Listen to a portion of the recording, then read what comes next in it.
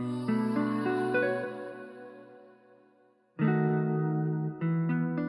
sisters.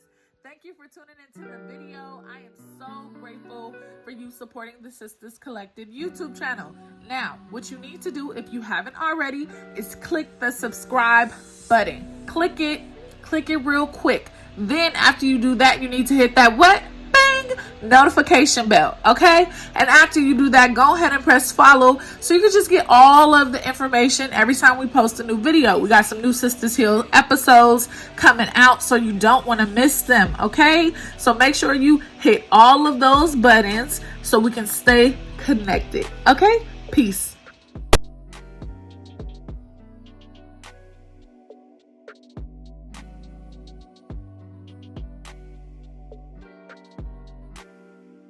Hello, beautiful people, and welcome to Sistaaz Heal, where we keep it real, okay? We got some beautiful sisters on the call. I'm so excited about this conversation about motherhood, about accountability, and about healing. But first, I'm going to start off with this poem, and yeah, we just going to get grounded in the space. So, to be a mother, breast milk suckle of golden bloom, the labor of regal manifestation into the mother of earth, she smiles. With tears painted in the creases of her cheeks, she cries of joy. Sweet dances from forehead to bosom. This only is the beginning of her journey.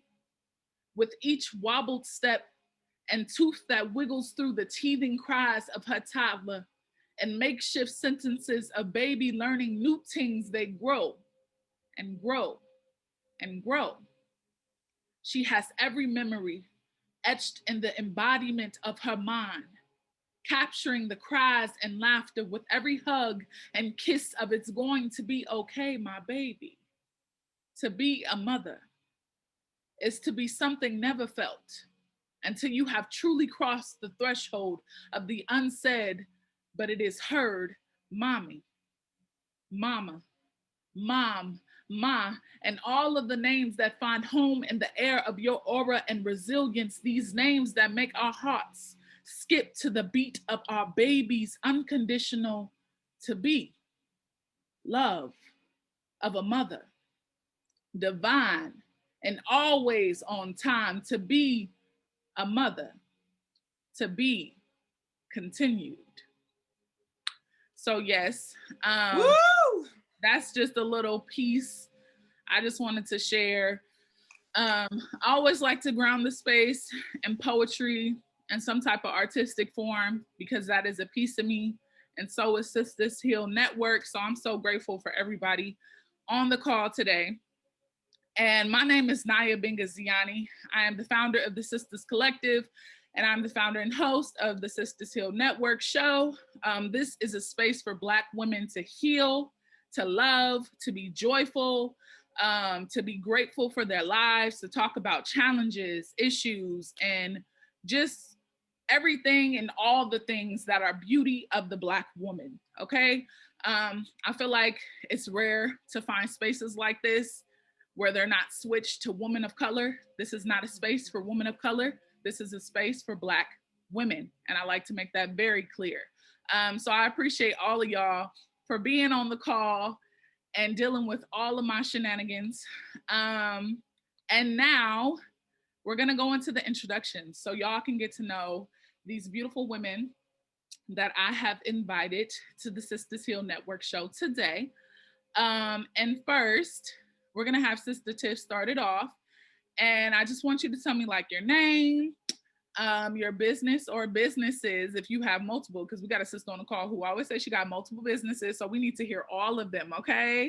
And a few lines to tell us your connection to motherhood. And you can start, Sister Tiff. So I'm Tiff Morris. I have a 7-year-old and a 3-year-old boy. Well, both boys actually. So I definitely have my hands full. I have 2 different businesses. I'm a wellness advocate, so I help women, especially moms, just kind of find a natural way to have their bodies bounce back. Motherhood, also be nourished, because that motherhood journey, that day to day, will take a toll on you. And you have to really focus on yourself, just in order to maintain, right? And then my second business, I own a boutique. It's called Lucky Libra. So we sell authentic imported waist beads from Ghana.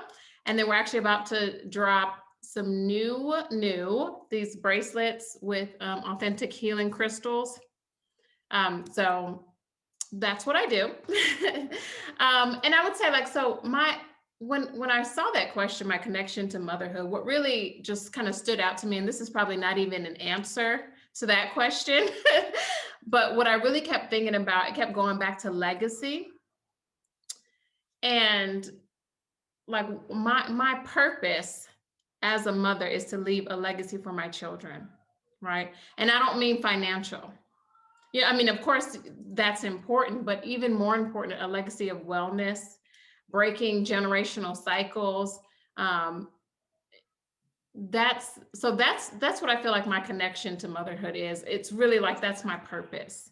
That's what I intend to do as a mom to my children, so that when they go forth, they're not taking the same traumas and the same things and just kind of perpetuating them forward until the end of, our legacy. Was that all the questions? Yep, you did it. Thank you, Sister Tiff. Come on with the legacy. Me and Sister Kai was just talking about legacy last episode. So if y'all want to check that out, go ahead and go to the Sisters Collective YouTube channel to look at that. And next up, who we gonna have? Sister Kai, go ahead and share your name. Even though I just said it, you can say it better. And your businesses or the work that you do, and a few lines to tell us your connection to motherhood.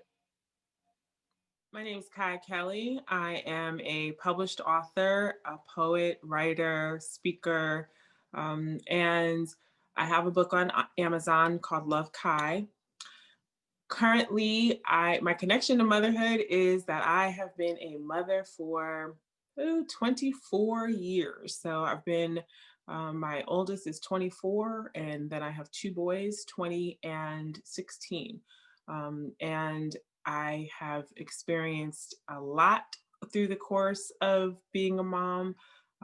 And I also come from a family of very strong, resilient women. My grandmother was one of 7 girls, and my great grandmother was able to raise her and her sisters by herself. Her and my great grandfather broke up as she was raising them. And so I come from a family where the women are very connected and very supportive, and they poured into in terms of femininity and in terms of grace. That was something that I was definitely raised with. So that's very important to me. But I got, I have, my daughter is kind of like a tomboy. So that my connection to motherhood goes, that's how far back it goes. And I think that I was really encouraged to have this conversation and be a part of it, because I see a trend or something happening in our community when it comes to motherhood, and a lot of toxicity and a lot of broken mother-child relationships, which is very important to how we're going to continue as a community in the future. Did I answer all the questions? Y'all keep on asking that question. Yes, you answered all the questions. Y'all keep on dropping knowledge and then just trying to drop the mic and move on. But I'm all with it. I'm with all the things. Thank you so much, Sister Kai. I'm definitely down for breaking generational curses. We all know I'm only 24 years old, and I have so much more to learn. And I'm just grateful to have strong Black women in my life who can inspire me and motivate me to be the best woman and mother that I can be. So I appreciate y'all. And next up, last but not least, we have Sistaa Safari, who's gonna say her name, her connection to motherhood, and all of the businesses. Thank you so much for having me. Um, my name is Alexandria Edwards. My stage name is Sistaa Safari, which people know me that from music. I used to do music, singer songwriter. Still practice it as a hobby, but right now I'm a full time home healthcarepreneur. I would call it. And I am a mother of three boys, 14, 5, and 7. Bless my heart and soul. If you asked me 14 years ago, would I have been a mom of three boys? I didn't want no kids, but I have three kids now. So yeah, and I'm a single mother, but I believe in co-parenting effectively. So my connection with parenting and what you said motherhood is for me. I want to change the way that I was raised. I want to raise my boys more consciously, if that makes sense. So we do meditation and healing. We do like sound bowl healing. We do yoga.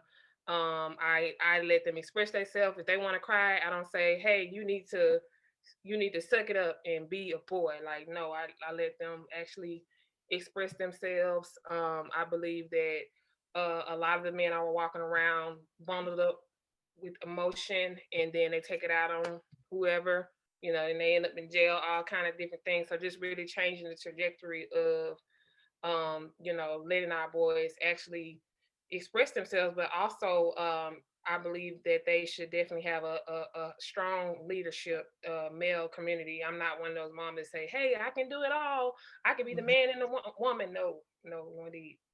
I believe that we do need strong men to raise up a family. So I'm definitely a strong advocate for 2-parent family home, or blended family, whatever you do. Um, and I just hope to be able to express any something that can help someone today. For me, through this journey, I think being a parent of motherhood to me is really it's very fulfilling, but it's not about you. And a lot of people, they get depressed, and they especially mothers who they feel like they're doing it on their own, but it's really not about you, because you learn from the children. You learn more about yourself than anything. They teach us. They are the teachers to me. So I think that in itself is a beautiful thing, if you really just sit there and just be taught like about yourself from your children. Like it's like, wow. So, and then you get to, and what's amazing thing to me is you get to actually do a do-over. The things that your parent didn't give you, you actually get to do for your child. And I think a lot of us struggle with mom guilt and things of that nature as well. But I'll drop into that later. But yeah, hopefully I answered everything. I know I did. Thank you so much, Sister Safari. I appreciate all of y'all so much. I guess what my connection to motherhood is, I have a 2-year-old daughter. She is turning 3 in May. So I am learning every day. This little girl is really a reflection of me, and it's scary and beautiful all at the same time. And I'm just trying to learn as I go, and unlearn toxic pathologies that can be detrimental to her upbringing. I'm just so conscious and so mindful of it. Like, it's something that always has to be on your mind, or it's something that can slip through the cracks so easily. So, my connection is unlearning all of the toxicity so she can have all of the positivity in her life. So that's me. And yeah. So I was gonna do something, but I'm gonna switch it up a little bit. I want to go straight into the disagree and agree activity. So I have some prompts that I did not share with y'all on purpose, because I wanted y'all to just react genuinely, and not knowing them ahead of time. And they're also all over the place. So don't look for a connection, because there is no connection. And you're not supposed to talk. Last time I did an exercise like this, everybody still talked, but I'm going to introduce that we are not supposed to talk in this exercise. The point is you only get 2 words, right? And you have to say it all with it just that one word and where you stand in your truth. Okay? So I have my prompts. Let me pull them up. Y'all got y'all papers ready? Mm-hmm. Agree or disagree? Okay. The first prompt is I am the best mother I could ever be to my children. I am the best mother I could ever be to my children.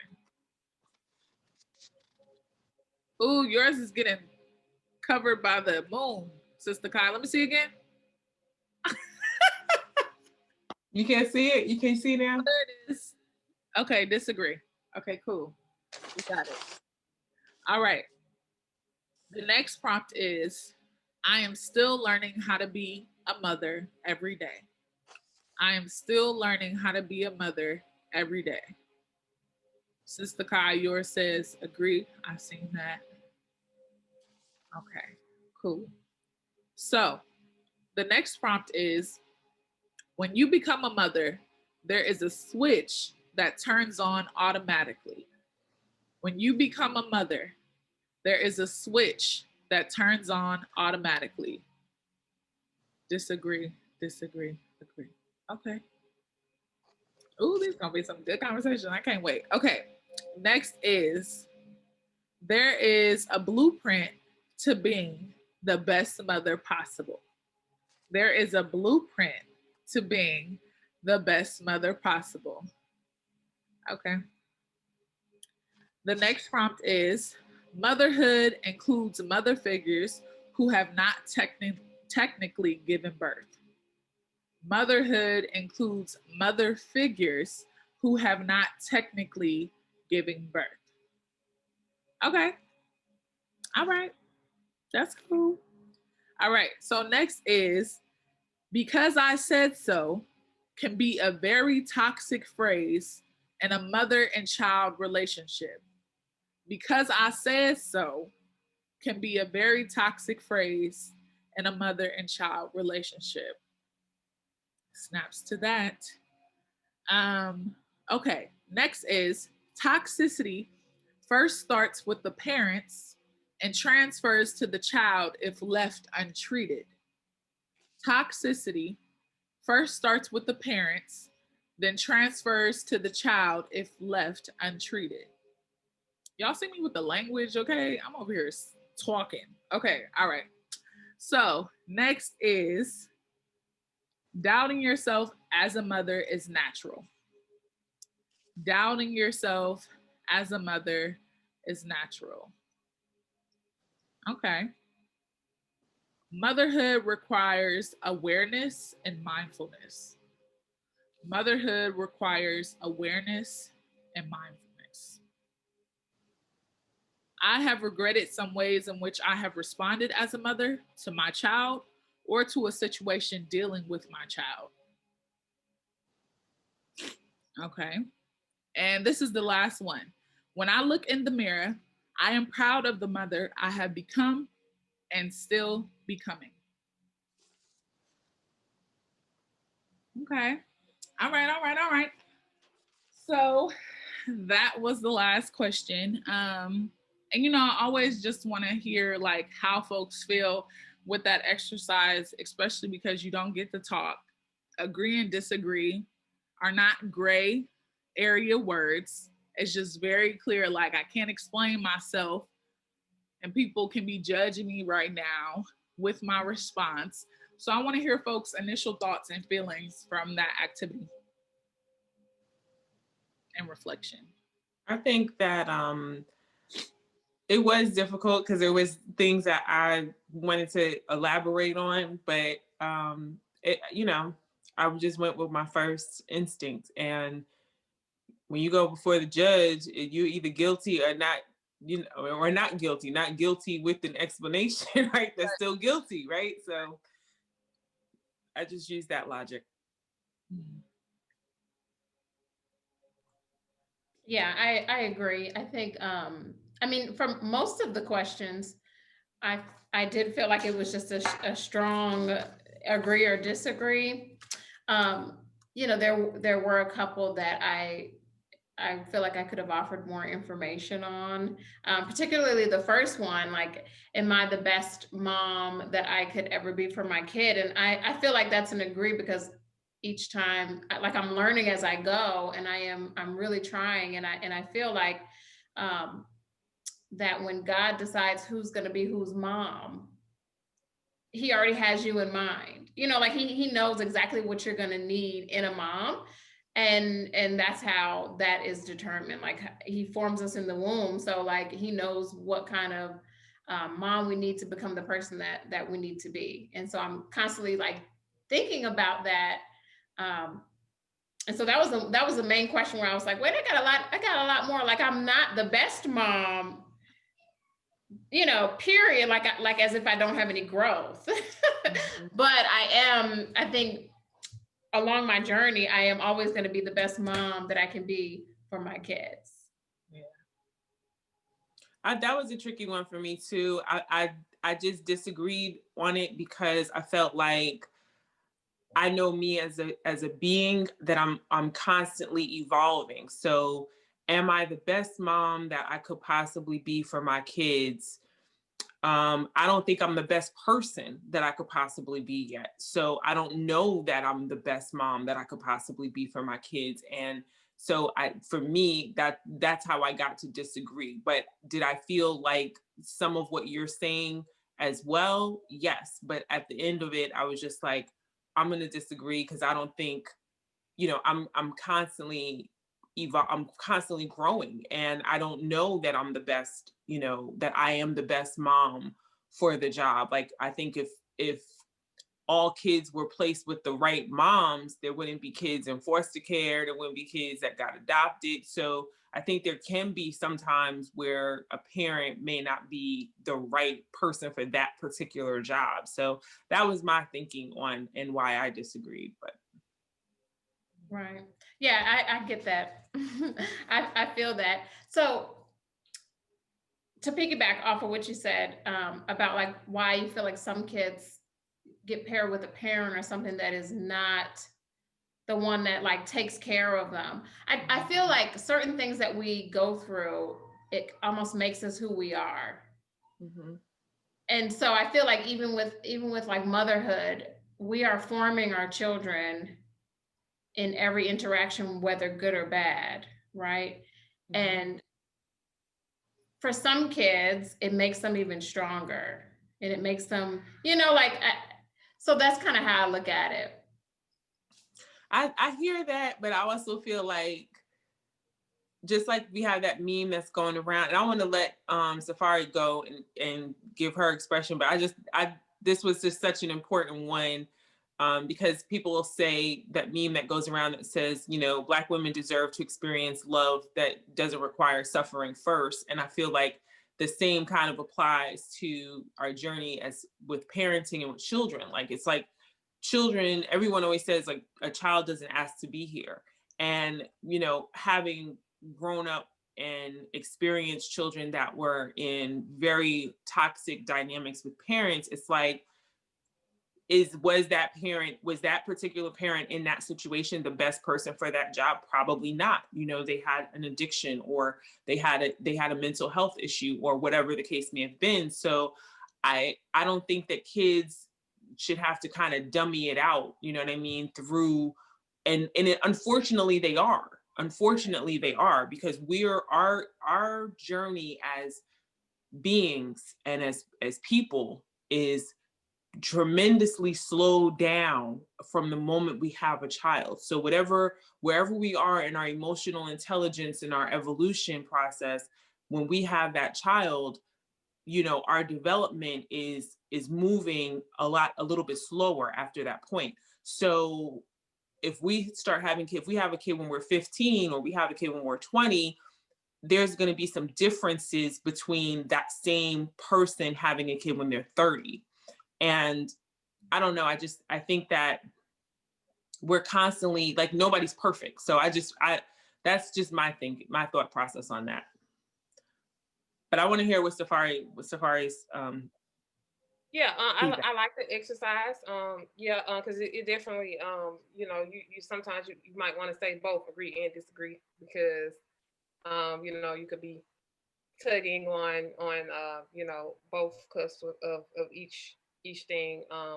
And what is a good mom? What defines that? It's endless thing. We just had a huge pandemic happen. We're still in the middle of it. A lot of people had to homeschool. Everybody was feeling. I came home. I quit my job. Went into full-time entrepreneurship. Went to homeschool my kids. And I figured out, hey, I don't know my kids. I work so much. Who are you? Yeah. Did I know me? You know what I'm saying? So but it was an awakening that needed to happen. At that point I thought I was being the best mom, but it could be certain situations that happen, that you weren't prepared for, that makes you better and makes you stronger, and we are stronger as a unit together. We are closer because of everything that happened. So I think we should trump the best. We should trump, perfect or whatever. Trump. No, I'm just kidding. But we have to stay away from those type of terms because we already have such guilt as mothers, because we have to work and we have to do this and we have to do that. But sometimes we just need to be. Mm-hmm. Mama, have a child ever came up to you and said, "Mama, can you watch this with me? Can you just?" That's being a good mom. Mm-hmm. You know what I'm saying? It's the little bitty things. I took an hour out of my day yesterday and played Monopoly with my kids and did TikTok with them. That made their night. And they woke up and gave me a hug and they said I love you.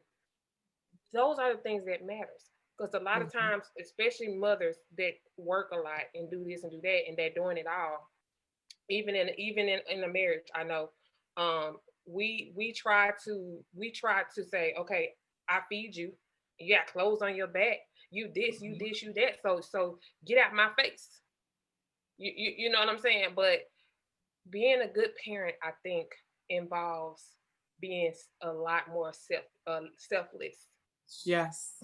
A lot more selfless, and you really have to let go of control. So that's my take on that part. Yeah, I feel like I'm like a firm believer in like getting grounded before I hold spaces like this. And one of my practices is like watching sermons online. I tend to watch Bishop Del Bronner, and I watched this sermon today, and it was called Unexpected Turns, where basically he was talking about what you just spoke on, Sistaa Safari. And it just spoke to me because I think 2020 has gotten a very negative reputation because of like all of the pandemic and COVID-19s. But 2020 was actually a beautiful year for me because I got to slow down. I got to pause. And then I said, okay, this is something that I want to do. I want to put more energy into my business. I want to put more energy into my health regimen. I need to teach my daughter how to use the pot. Like all of these different things that I was able to do because I wasn't in the routine of going to work every day, driving to Oakland, driving back to Richmond, doing all of these things. And he had said something where it was like, sometimes those unexpected turns will lead you to a blessing that you didn't even know was going to happen.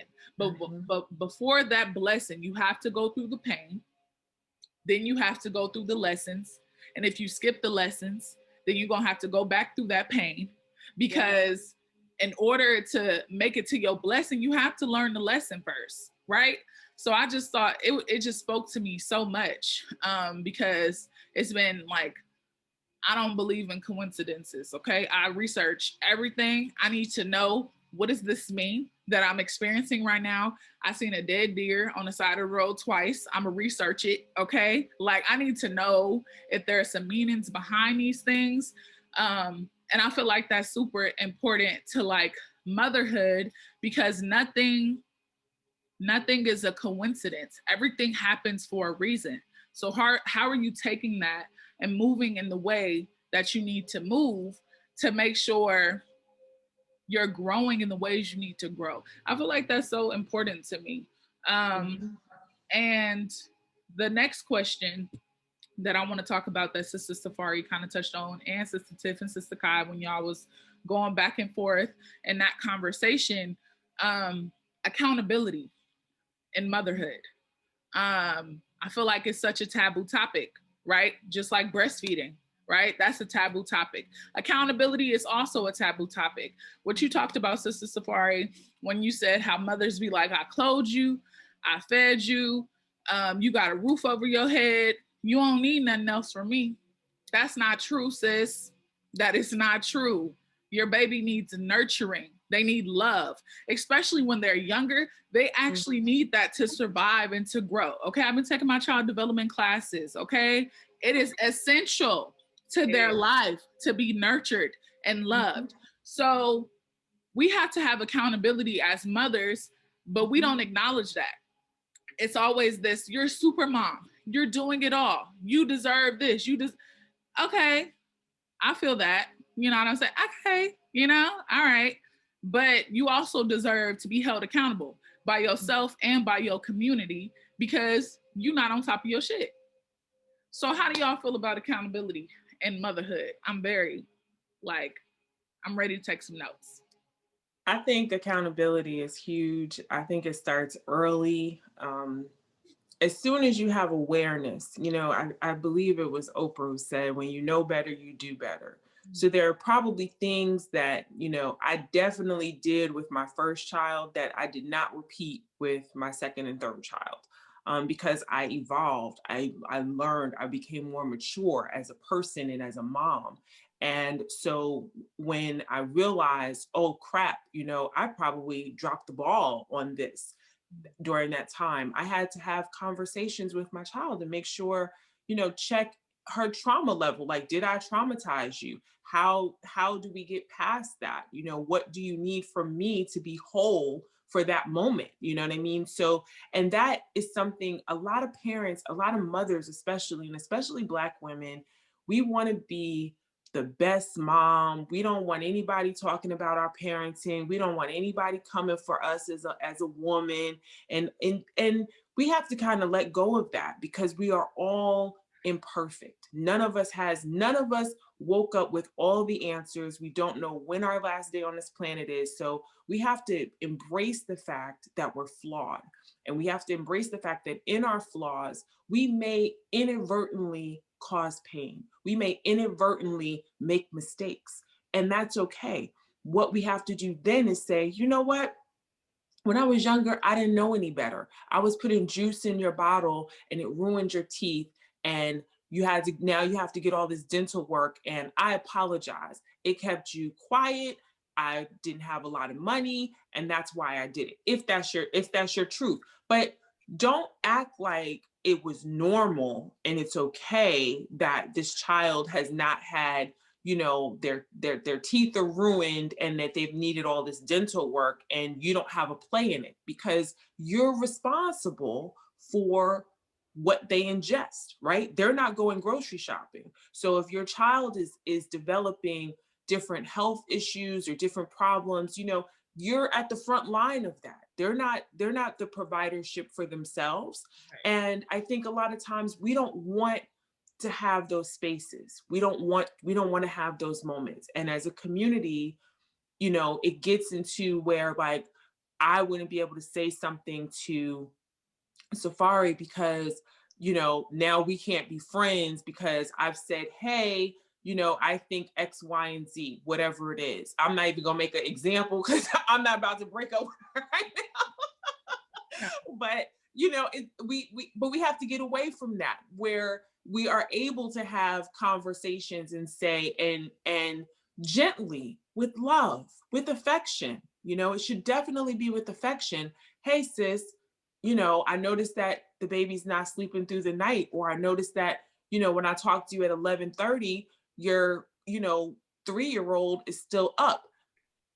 do you need help? Do you need some strategies? Are you experiencing some difficulty in that area? Or is that something, let me explain to you why that should change, and what you can do to help, make that not a thing, right? Or if you're struggling with potty training and the child's now 7 and not using the pot, we can't normalize, dysfunction.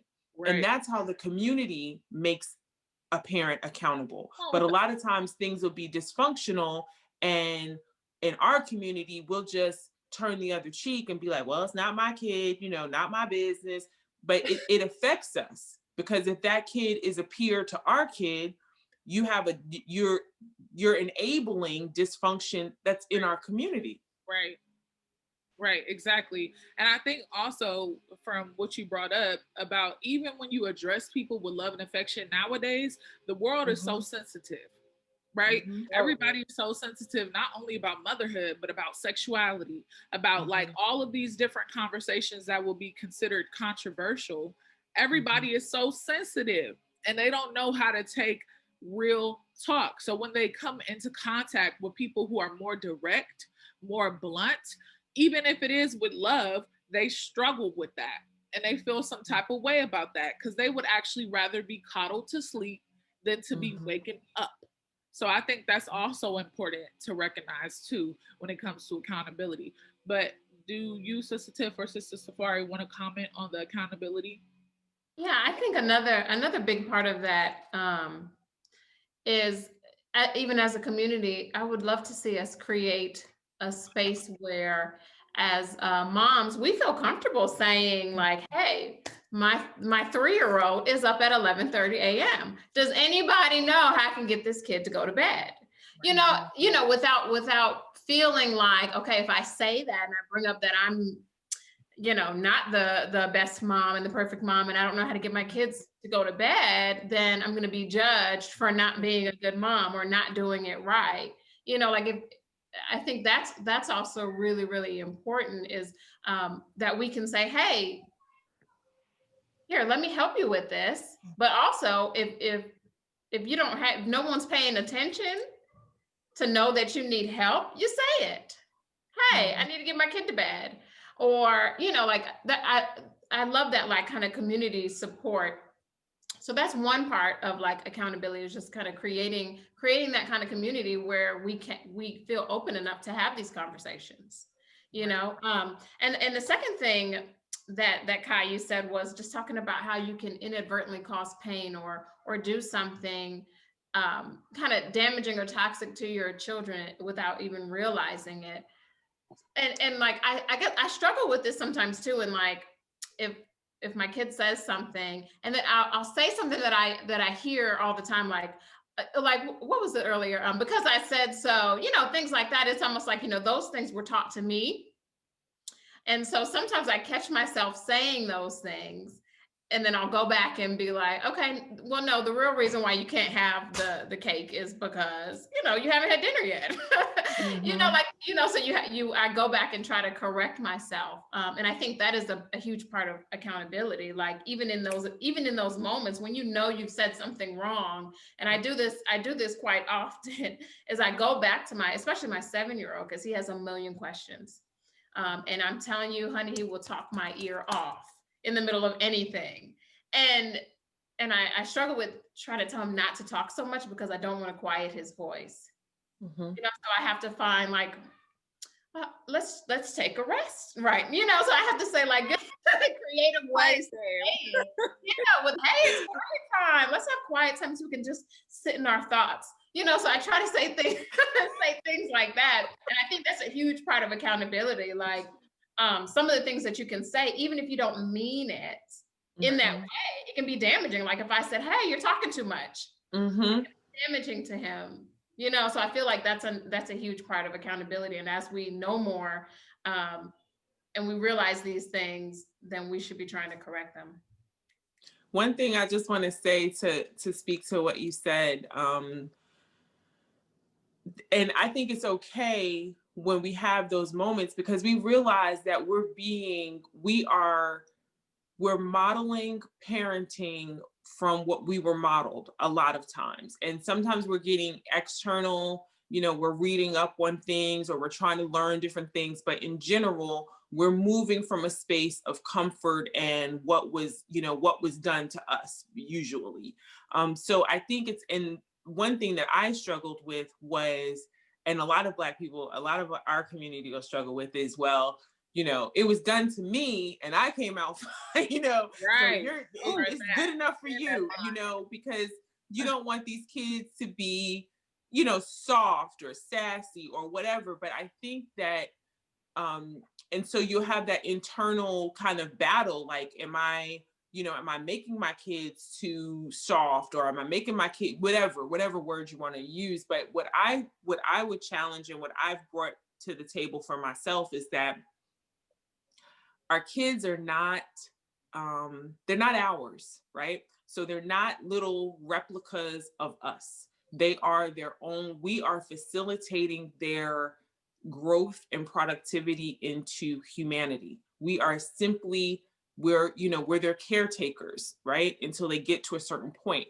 So the more we embrace that they have to have a level of individuality, the more sensitive we will be and committed to their journey in the way that they see fit. If your son is talkative, you might want to introduce him, even at 7, introduce him to some attorneys and say, you might have a way with words. You may become a great orator. You may become a great storyteller. We want to just embrace and love on those gifts so that they evolve and they feel comfortable in their skin.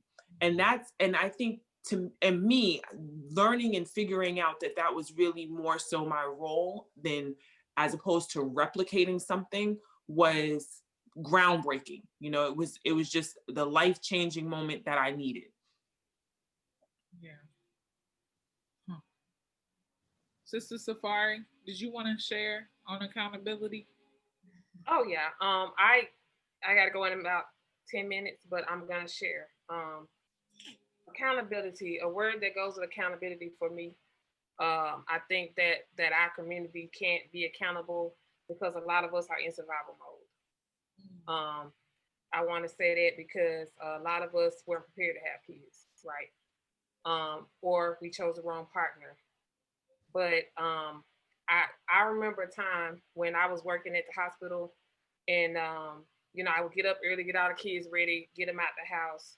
In 3 different places. It was one in middle school got on the bus, one in elementary got on the bus, and I had to drop the baby off at daycare. And I remember he had issues because he had to get tonsils out. He was sick all the time. He got thrown out of like 3 different daycare for behavior issues due to him having sleep apnea, which I didn't know about until I started doing research and started wondering, like, okay, what's going on with my baby? So I had all that going on. And that time I felt the loneliest I ever felt as a mother, because their dad had got locked up in jail for like 6 months. So it was just me. I was like, and they had family, but like nobody, everybody was in survival mode, right? Everybody, right? So it was one point. At one point, I didn't make it on time to pick him up for daycare. It was like the 3rd time. And the daycare teacher, I was near tears. And, she couldn't tell I was, but I was just like, I was rushing trying to get there. And because I got off work at 6 o'clock, and I was 20 minutes away from the daycare. But I'm like, it was traffic, Atlanta traffic. So I got there, and she looked at me. I looked at her, and she was like, "You can't be late again." And I was just like, "You don't know what I'm going through. You know what I mean? You don't know what I'm going through. You think my child bad?" And I just took it all out on her. I took it all out on her. She was she was an older Jamaican woman. They don't play that. Your baby, you can't be late again. You can't be late. This is your kids, not my kids. They don't sound Jamaican, but whatever. So at that point in time, I took accountability. I took a day in jail. I said, it's just me. I need help. I don't know what to do. So the next day I went to work. I got my kids. I was crying. They didn't know I was crying though. The silent cry. They in the car, in the back seat. Mm-hmm. They loud. They kicking. They screaming. I was crying. I was just crying. I was like, Lord help me. Like I didn't know what to do. So I was like, because I'm doing everything. I'm talking about I had the other kids at the Boys and Girls Club. I had so many things set up, but it just wasn't working. And I said, you know what? I went to work the next day. I told my manager, I said, look, I got to leave at 5:30. Mm-hmm. I'm going to come in a little earlier. I didn't even ask her. She was like, oh, okay, what's going on? I said, I got to pick my kid up on time. I got to pick up my child on time. I have to hold myself accountable. These my kids. Mm-hmm. These my kids. These not your kids. So at that point in time, that was an awakening. I keep saying awakening, but this is it. Parenthood is like you're going to be woke up so many times, and it's going to make you better. It's going to make you better. So at that point, so she said, okay. So holding yourself accountable means speaking up when you need to. Not blaming everybody in their mama. Well, he ain't, and you ain't this, and you ain't that, and you ain't that, and you blaming everybody, but your bad decision making. We gotta stop that. This is the generation of half doing everything. Mm-hmm. Microwave, fast, everything. So for me, my circle, ties in my circle, we hold each other accountable. I'm like, sis, I need to eat better. She tell me good little recipes for my kids to eat better. I'm about to cry. We hold each other accountable, but when I tell you, accountability is taking ownership of your life, period. Yep. It's taking ownership. And as soon as you take ownership and realize like you are the captain of your ship, and the reason why your child's failing is because you wasn't there. You didn't know your child had this going on because you were too busy. Mm-hmm. But as soon as you can forgive yourself, you have to forgive yourself. Mm-hmm. You have to forgive yourself. As soon as you can forgive yourself, that is when you can move forward and say, okay, let's pick up the pieces. Yep. And that forgiveness, that accountability, and sitting in that loneliness, I think is what a lot of people shy away from, because, it does get lonely when you have that moment with yourself and you say, this is a result of all my decision making, right? I'm in this moment because of my decision making, and I'm the one that has to figure this out. And it's hard. I still have I have a journal, and I still have the dates and times that I was late to work at what was considered my first corporate job after having my daughter. And I didn't know, much like Safari didn't know, but I didn't know my daughter had a severe ear infection. And so every time I would drop her off at daycare, they would call me and tell me to come pick her up because she was crying. And I'm at this corporate job. I'm still on probation. I'm, trying to juggle being at work and being a mom and still having an income, because of course, if I get fired and now I have to be on welfare, then I'm the scum of the earth, right? So I'm trying to hold on to my job, make sure my daughter's okay.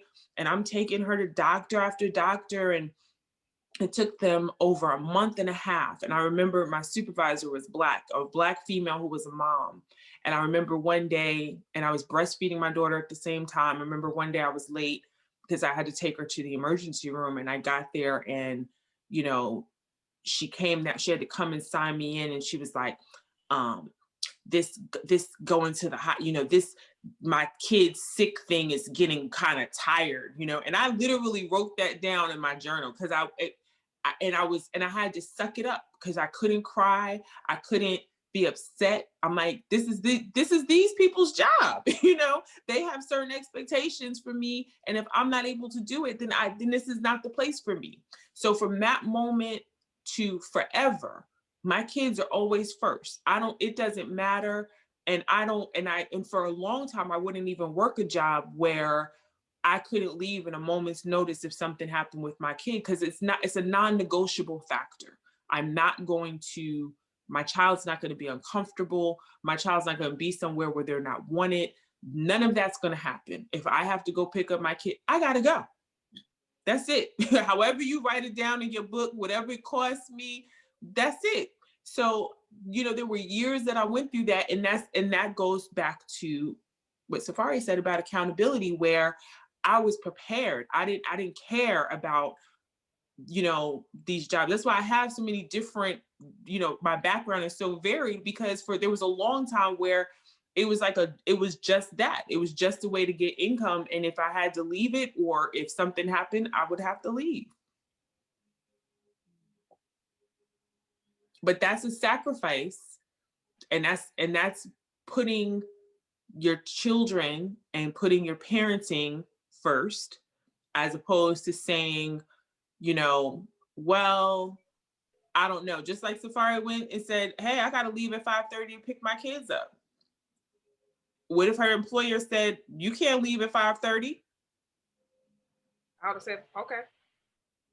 This ain't the job for me. This is my last day then. Right, exactly. No, I think that is so important, Kai, what you just said. And that's a huge part. And I didn't even think about that. That is a huge part of accountability too. We often don't put our children first. We put other things first, thinking that we're putting our kids first, because your job, your income, how you pay the rent, and put food on the table, whatever it is, we put that first, thinking we're putting our kids first. And I was in a very similar situation with in fact, this particular employer, I came in on a certain schedule to get off at 5 o'clock. I'm in Atlanta. So I got off at 5 o'clock. I'm like in my job was in Midtown, and then I live up in Alpharetta. So I had to get from Midtown to Alpharetta, before 6:30. So if I get off, like clocking out at 5 on the dot, because you can't walk out of there 5 minutes earlier, or then you left early, So by the time I clock out, get in my car, take the elevator, all that stuff, I was cutting it so close, like every time. But I made it. Like, I might have 15, maybe 20 minutes to spare before 6:30. That's cool. Then all of a sudden they wanted to switch. Okay, now you got to get off at 5:30. I'm like, wait a minute. This is not, I got to go pick up my kid. I wound up walking. I didn't like to feel like I had to make a choice. And I think, and so when you're operating in survival mode, then you feel like you don't have a choice. It's just, this is what you have to do. And not oftentimes do we take even accountability for ourselves and say, hey, this is a choice. I don't have to stay here. There's so many other things that I can do. And I know, and at that time when I left, everybody, my mother-in-law, everybody was like, oh, you about to leave your job? Yeah, you're gonna, what, you're gonna be a housewife? And I did. I stayed at home with my 7-year-old. I stayed at home with him for almost 2 years. And I mean, we struggled. My husband and I, he had, one income, and in our household, a family of 3, and it wasn't even that much of an income, to be honest with you. And I remember when we made the decision, I said, okay, I'm actually ready to go back to work. I too have a journal, and it's like a prayer journal. And when I tell you, I wrote down everything I needed in that job. I said, and like at the very top of my list was that my kids are going to come first. I need a place that knows that it's family first. And to this day, like, and I have that job. My kid was like maybe 2 going on 3 at the time, and I still have the job today. And during the pandemic, I've worked from home. I went and told my boss, I said, hey, on Mondays and Fridays, if I have to come back into the office, my kid gonna have to come with me. And she was like, well, if that's what we got to do, and so he sits there and he has his laptop and he does his schoolwork, and I do my work, but that was a non-negotiable for me. So sometimes I feel like we need to know these things, and like, and we need to know that we do have a choice. We just really got to find it. We got to figure it out. Yeah, and it comes from, it's knowledge is power, you know what I mean? And I think that a lot of times we feel in an oppressed environment, we feel even more suppressed. As so, it's like we're in an oppressive environment and then we're women and we're Black. And in these environments, a lot of times, um, we don't feel like we have a voice. We feel like if we're exercising our voice, it gets connected to the aggressive Black woman or the uncooperative, the uncooperative profile of a Black woman, which is not necessarily true. It's like there was a moment, an epiphany that I had where it was like, these are my kids. You know what I mean? I had them. I made the decision. I laid down. I had them. They're mine. So whatever is connected to taking care of them, I'm responsible for them. I had to leave a job and take a pay cut of over $25,000 because they would not honor the fact that I could not do the commute. It just wasn't going to happen.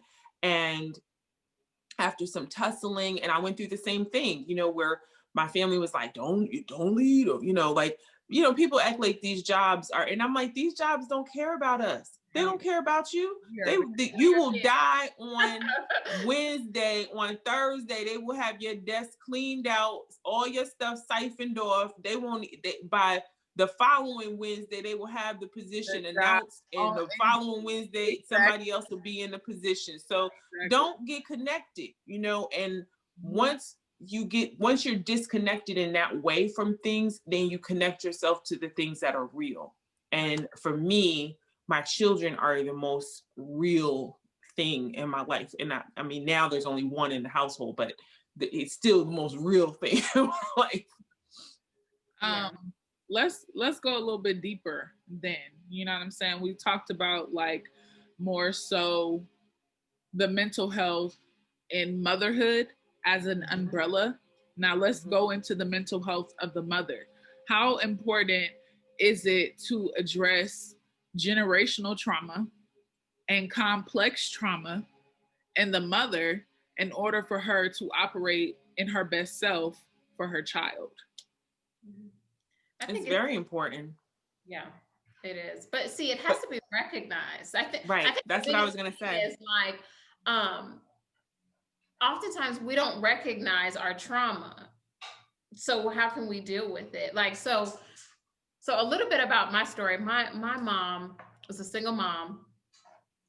There was 3 of us, and she basically drug us up on her way to overcoming all the things that she had to overcome. Like in fact, her mom was an orphan. So, I mean, she kind of learned that same kind of mentality. It's survival mode. That's why I connected so much with what Sis said. It's survival mode. So my mom was in survival mode. Okay. And in doing that, there was not that much nurturing really going on. Like I don't have time to nurture. I'm going to school during the day and I'm working at night. By the time I get home, that kitchen better be clean, or I'm waking everybody up, to get in here and bust these dishes. And so that's kind of how I was raised. And as far as accountability, even to this day, I don't think my mother even realizes that was damaging to her 3 children. She's like, hey, I made sure you all turned out great. Physically, you all are good. You all turned out great. We still have a really close relationship, but I had to make the decision of myself. And that's when I go back to talking about leaving a legacy and breaking cycles, I didn't want that for my children. So I had to understand for myself that she was in survival mode. She had to do what she had to do. That's fine. But that's not how I want to raise my kids. I understand the damage that was done in the way I was raised. And with my journal, and it took me years and years to really, like, number one, come to terms with that. And then not to blame or to fault or to say, hey, why did you do this? And I need closure on this, and have this whole conversation with you, because that conversation is a toxic one anyway, especially if that, you know, she's not really ready to acknowledge that, right? So I can't, my forgiveness can't be dependent upon your admitting that something happened, you know? So I just had to let it go in my own self, and then really kind of work on, okay, what kind of traits in me could be toxic? How do I become a better person just for myself and then for my children? And so that's pretty much how I operate at this point. And Sistaa Kai, you said something earlier about test dummy, right? I've always considered myself the test dummy as the firstborn, right? And I think a lot of firstborn children have to carry that burden of the mom figuring things out as she goes, right? And eventually the second child, okay, and then the third child, we're getting there, you know? So I guess I want to know, like, where is the line when it comes to you being that test dummy child and you dealing with all of those experiences of abuse and toxicity, and trying not to give that to your child, because there are so many pathologies inside of us that we have learned from our moms that we can actually, kind of like what you were talking about, Sister Tiff, reflect in our parenting styles currently. So like, where is the line drawn? Where are the boundaries made? And where's the conversation? I know you said you didn't want to have a conversation with your mom, and I'm not going to speak on it because my mom's probably going to watch this, but you know, like, definitely, yeah, go ahead, Sister. If I can answer for me, luckily before my mom passed away, my mom's deceased, we did have a conversation, and she apologized. She apologized for things she didn't even know that she did. You know, she just had a heart of humility for being a young mom. You know, my mom started parenting very early. She was a teenager.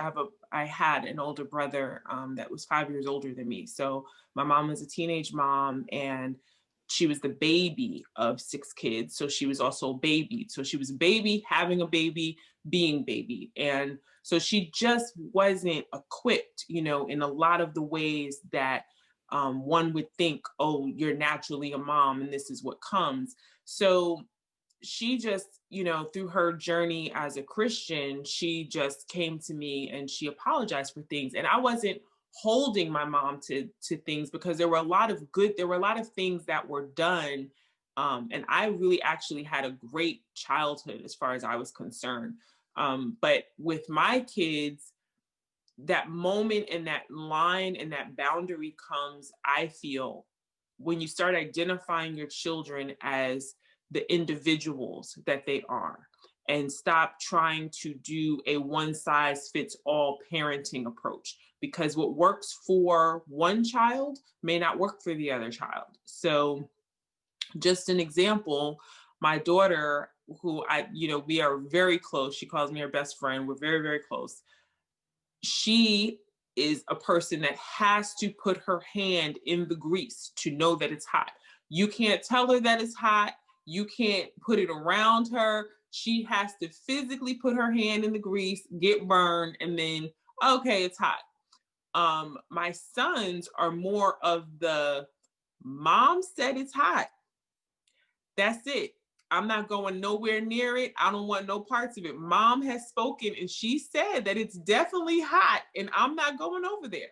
So two totally different styles. So the conversations that I may be able to have with them that would be super effective are not going to work with my daughter. My daughter, sometimes I just have to lean back like Fat Joe and, you know, watch what colors appear on the wall.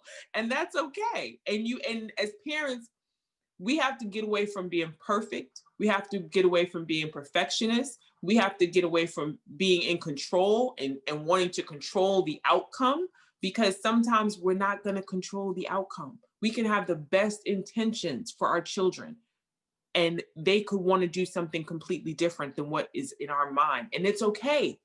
It doesn't mean we suck as a parent. It doesn't mean we're horrible people. It doesn't mean that we didn't pour into them or we didn't equip them or we didn't give them tools. That's not what it means. We all have an internal drum that we're beating to. We all have our own path that we have to find.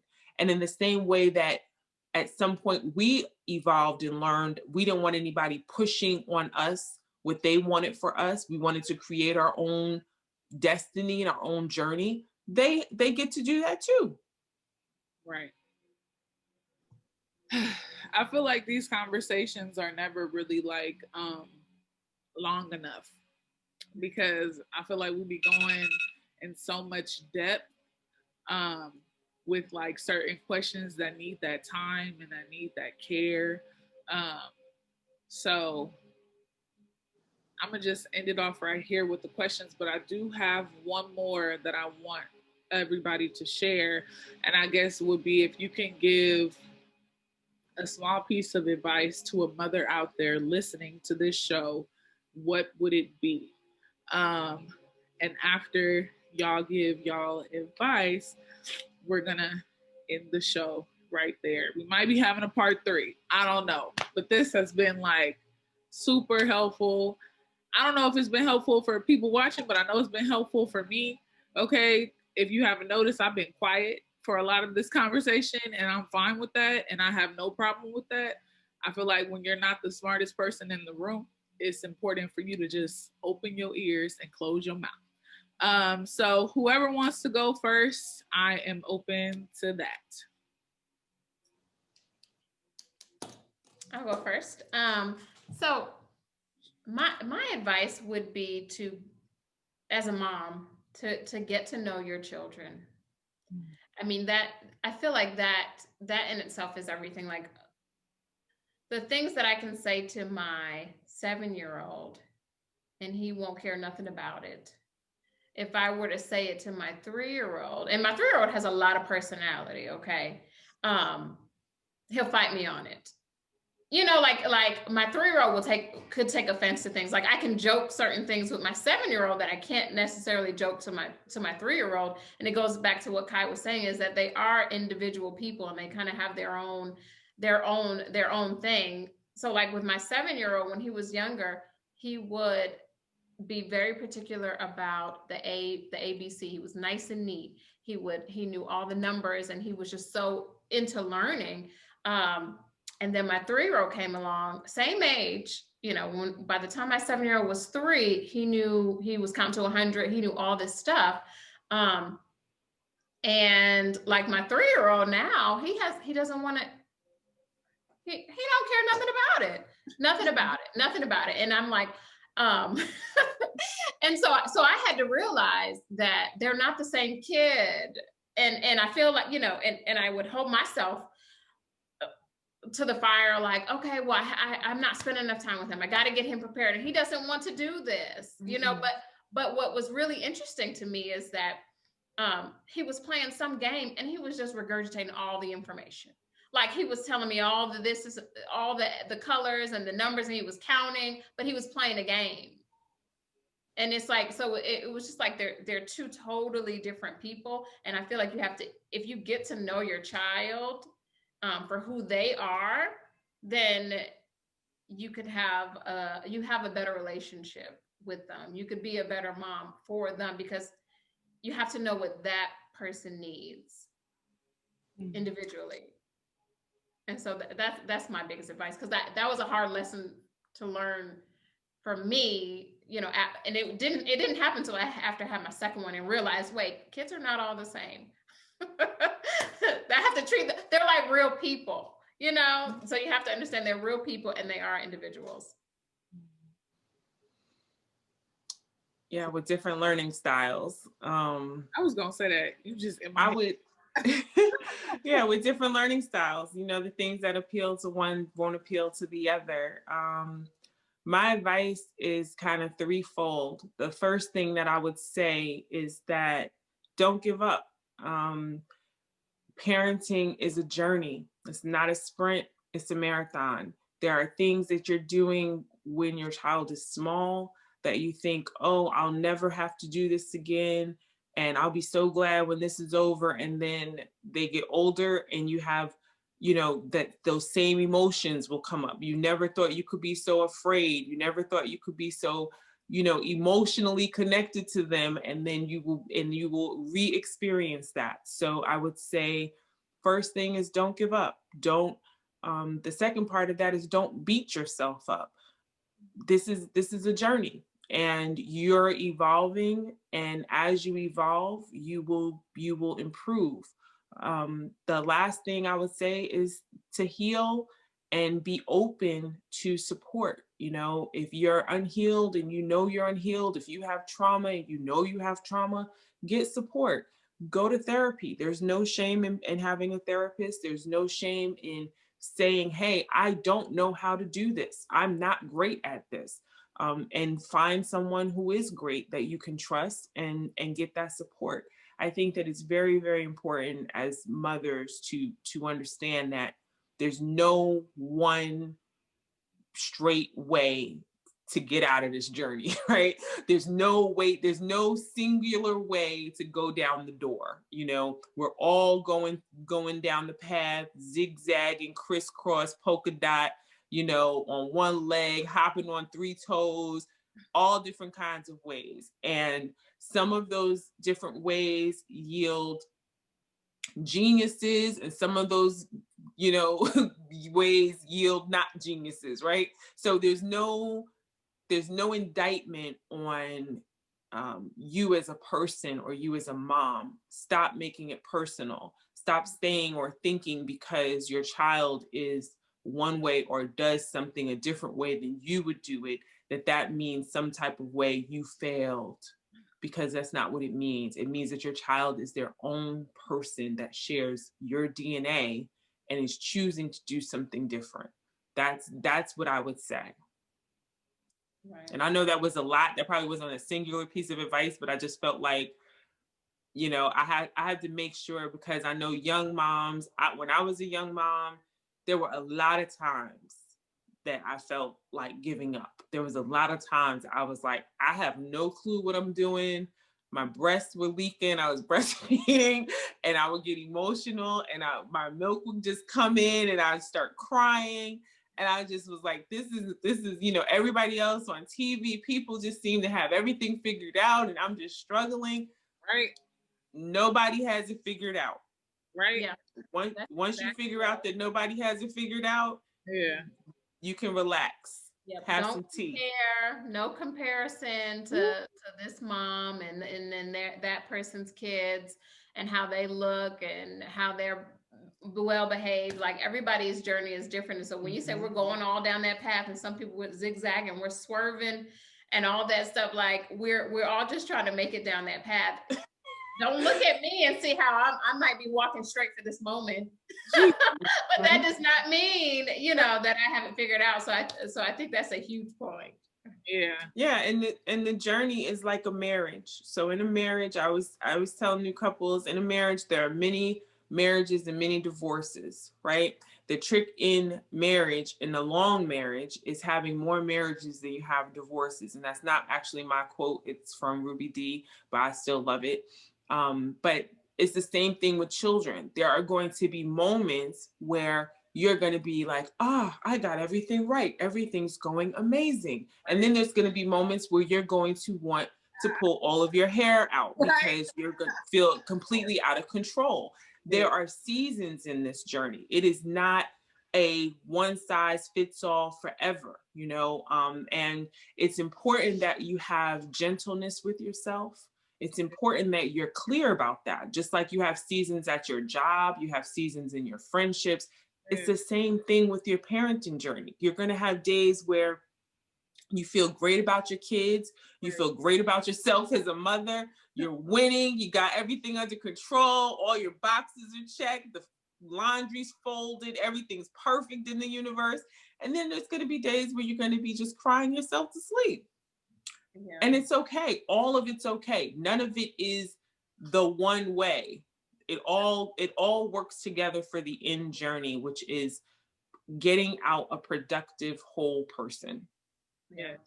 And I think that takes a lot of grace but also a lot of accountability. I think those are the main two. Like that's what popped into my head. Grace and accountability are the two things that you need to get you through it.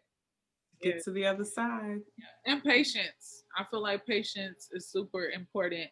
And finding a tribe that can help you. Because when you feel lonely as a mother, I think that's where a lot of postpartum depression comes from, is like just feeling alone and feeling like to yourself that you ain't really got nobody to talk to. And then the anxiety kicks in and just all of these different things just talking to you in your mind when it's not even necessary. But if you got a tribe of people who can have a conversation like this to let you know you're not alone, you're not the only one struggling, sis. Okay. Like we're struggling too.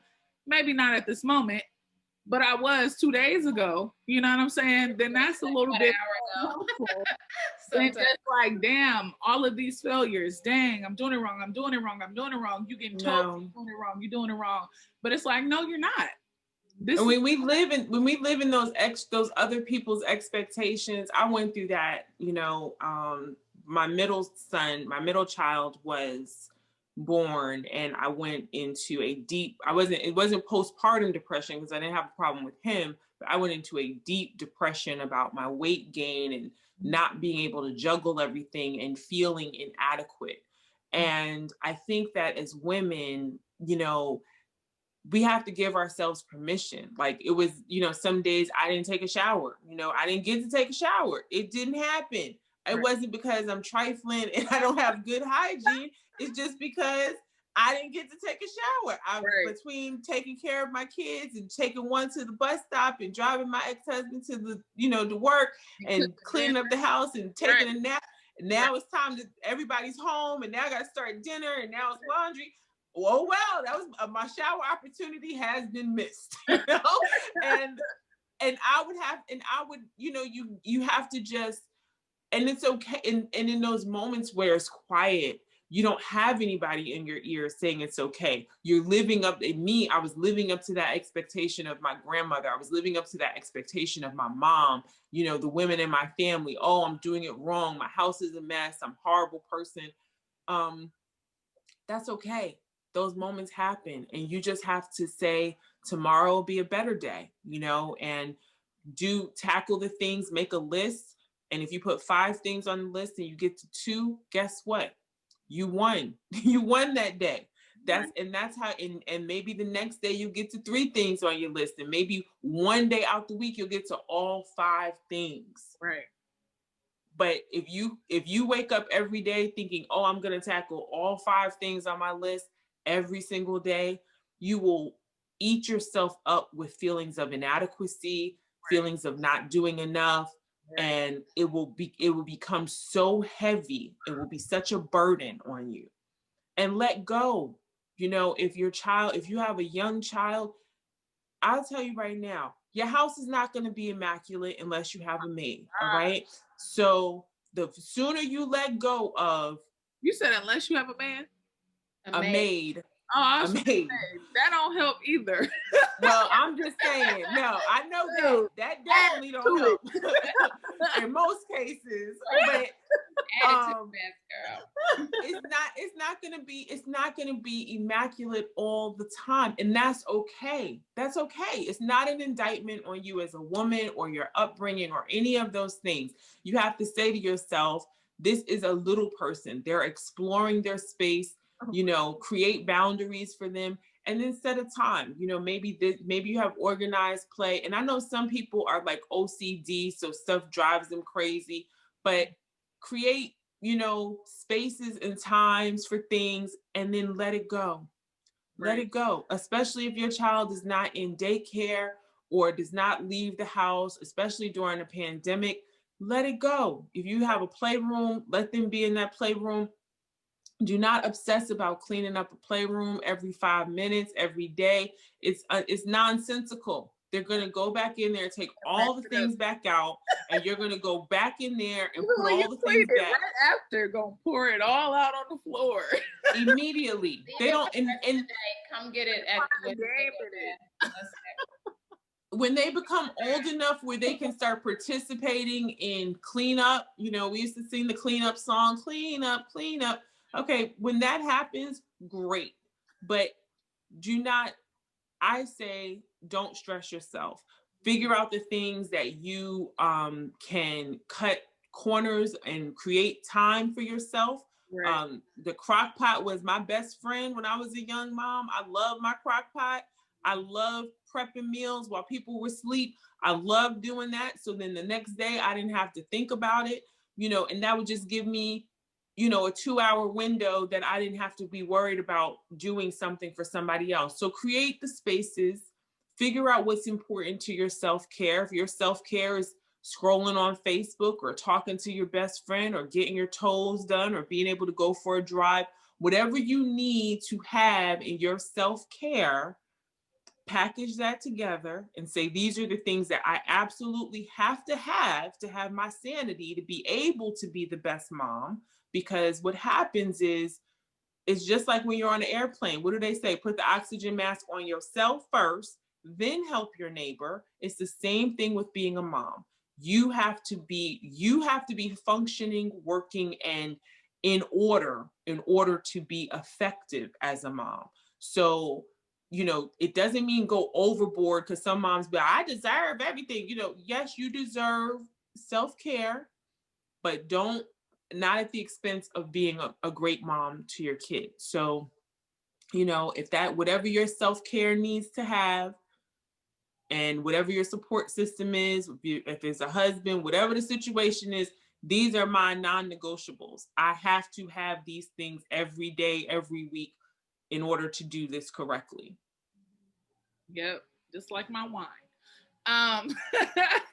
But I appreciate y'all for joining the call. This was a beautiful space. We definitely have another show coming out soon, The Power of the Divine Feminine. That's going to be beautiful. We're going to have Sistaa Safari and Sistaa Kai on that call. It is going to be dropping on January 31st. This episode is dropping very soon. So stay tuned. And thank you for watching Sistaaz Heal, where we keep it real. Peace, y'all. Thanks for having us.